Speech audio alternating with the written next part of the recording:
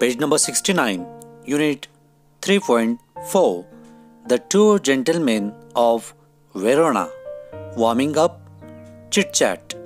Let's read and explain the questions because we don't tell the answers of the questions in this activity.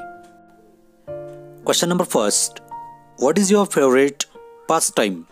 म्हणजे फावला वेळ घालवण्यासाठी तुम्ही काय करतात? Question number 2, do you read books for entertainment? तुम्ही मनोरंजनासाठी पुस्तके वाचता का? Question number 3, what is your favorite story, poem or book? तुमची आवडती कथा, कविता किंवा पुस्तक कोणते?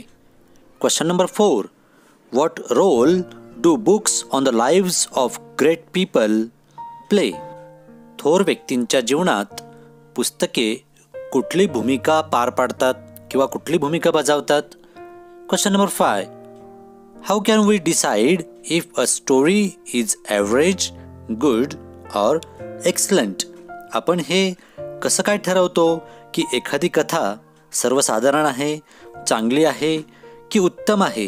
हे आपण कशावरून ठरवतो? A book review is an analysis of a newly published book by an expert who expresses his or her opinion about the content, style and merit. Book review म्हणजे नवीन छापलेल्या पुस्तकाचे एखाद्या तज्ज्ञ व्यक्तीकडून केलेले विश्लेषण होय की ज्यामध्ये ती तज्ज्ञ व्यक्ती आपले स्वतःचे त्या पुस्तकाबाबतच्या लिखाणाचे, त्याच्या पद्धतीचे, त्या पुस्तकात असणाऱ्या गुणवैशिष्ट्यांचे त्या ठिकाणी प्रकटीकरण करते. थोडक्यात ती तज्ज्ञ व्यक्ती त्या पुस्तकाबाबतचे आपले मत मांडून त्या पुस्तकाचे पुनरावलोकन करत असते. त्यालाच बुक रिव्ह्यू असे म्हणतात.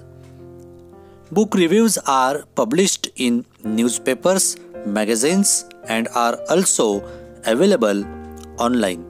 हे जे काही पुनरावलोकन आहे पुस्तकांचं, हे पुनरावलोकन वर्तमानपत्रातून, एखाद्या मासिकातून किंवा इंटरनेटवर सुद्धा ते आपल्याला बघायला मिळतं किंवा प्रकाशित केलं जातं. Make suitable groups in the class. वर्गामध्ये योग्य प्रकारे गट तयार करा. Decide upon a favourite book or story in the following details as many as possible.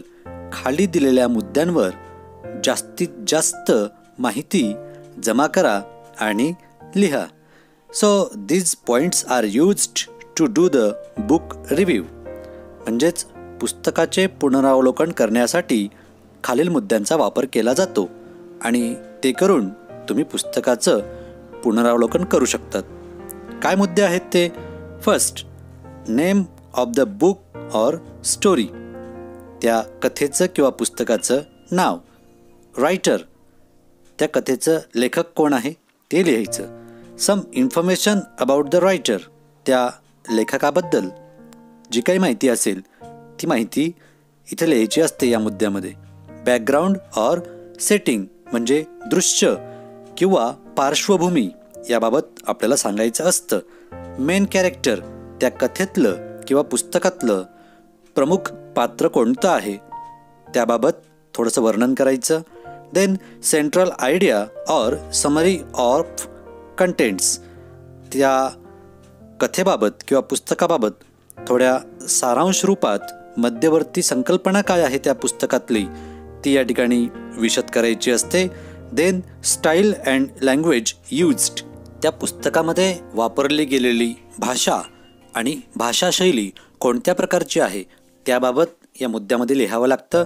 Then illustration, विश्लेषण किंवा स्पष्टीकरण काही असेल त्या पुस्तकामध्ये विशेष करून तर ते या ठिकाणी लिहावं लागतं. Then strong or positive aspect, एखादा विशिष्ट पैलू जर त्या पुस्तकातनं किंवा त्या गोष्टीतनं, त्या कथेतनं समोर आणायचा असेल लेखकाला तर त्याबाबतही लिहावं लागतं.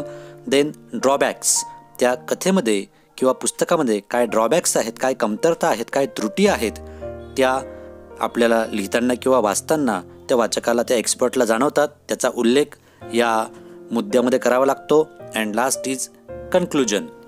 आणि या मुद्द्यामध्ये सगळ्यात महत्त्वाचा मुद्दा आहे हा की संपूर्ण पुस्तकाबाबत त्या एक्सपर्टचं मत काय, नेमकं काय त्याला म्हणायचं असतं. हे पुस्तक कसं आहे, योग्य आहे की अयोग्य आहे, चांगलं आहे की वाईट आहे, इंटरेस्टिंग आहे की अनइंटरेस्टिंग आहे, याबाबतचं अगदी शेवटचं निर्णय, शेवटचं वक्तव्य, त्याला आपण निष्कर्ष किंवा अंतिम निर्णय असं पण म्हणू शकतं. म्हणजे एकंदर ते पुस्तक कसं आहे याबाबत त्या तज्ज्ञ व्यक्तीचं मत या ठिकाणी नोंदवलं जातं. आणि अशा प्रकारे त्या पुस्तकाचं पुनरावलोकन आपण करू शकतो. ते तुम्हीही करू शकतात. एखादं पुस्तक घ्या आणि या मुद्द्यांच्या आधारे त्याचं पुनरावलोकन करा आणि त्याला नाव द्या अ बुक रिव्ह्यू.